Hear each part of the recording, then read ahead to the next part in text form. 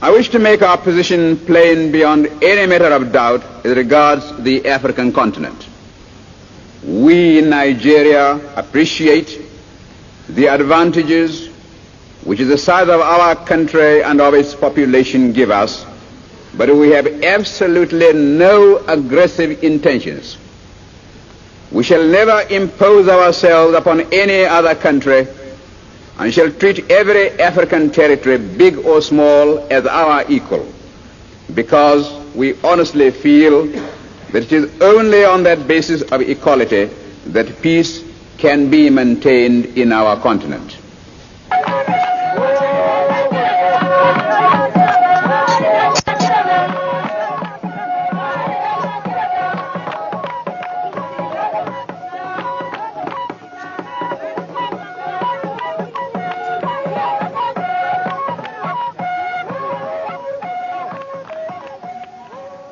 Built during the Obasanjo administration in 1979, the tomb, by its architectural design, is a monument which reflects Nigerian history in total. As one enters, there is an eerie feeling due to the pitch darkness along the passage. This represents the pre-independence era. As one proceeds further, there is a ray of light corresponding to hope for independence. These steps represent the colonial era and the civilian rule, taking one down to full light, meaning Nigerian independence. Here lies the remains of late Sir Abubakar Tafawa Balewa. The colorful stripes on the wall equate to the 356 ethnic groups in Nigeria, opening up to the sky, showing the open-mindedness and high aspirations of the late Tafawa Balewa. This bridge leading to the exit has cracks in between, depicting the civil disturbances after the assassination of the Nigerian first Prime Minister. The late Sir Abubakar Tafawa Balewa has left a lot to be remembered for, especially spiritually, as he is among those that saw to the entrenchment of democratic rule in the country. The first Nigerian Prime Minister also left behind several mementos housed in this building within the premises of the tomb. Wrist watches, a black and white TV set given to him by Queen Elizabeth I as an award in London in the year 1945, a bottle of crude oil discovered in 1957 when he was the Minister of Works, a radio, a sword that he received from Sardona of Sokoto, Sir Ahmadu Bello, a personal knife, caps, personal memoirs, and pictures.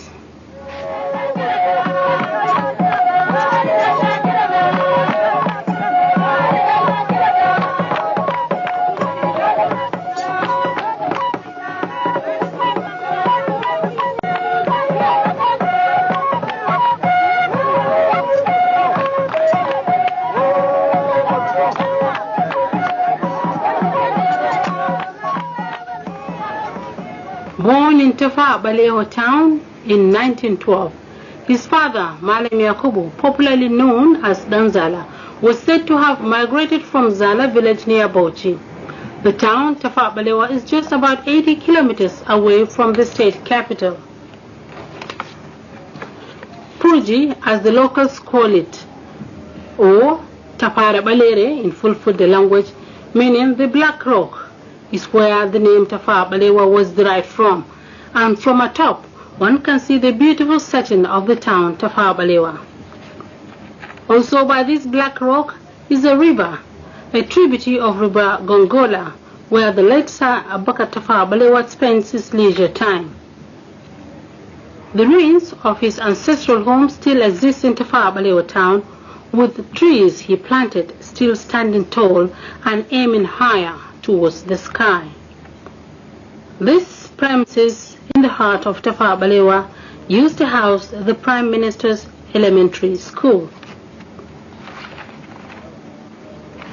The famous Abubakar Tafawa Balewa University, Bauchi, Abubakar Tafawa Balewa Stadium, Abubakar Tafawa Balewa Way, Tafawa Balewa Housing Estate, and of course the Tafawa Balewa Tomb are just a few structures named after Sir Abubakar Tafawa Balewa in order to immortalize the man in Bauchi State. When we hear the world crying out for peace, we may receive the inspiration to deal with these intractable problems and be able really to devote all our resources to the advancement of mankind by applying those eternal truths which will inevitably persist long after we ourselves are utterly forgotten. Thank you, Mr. President.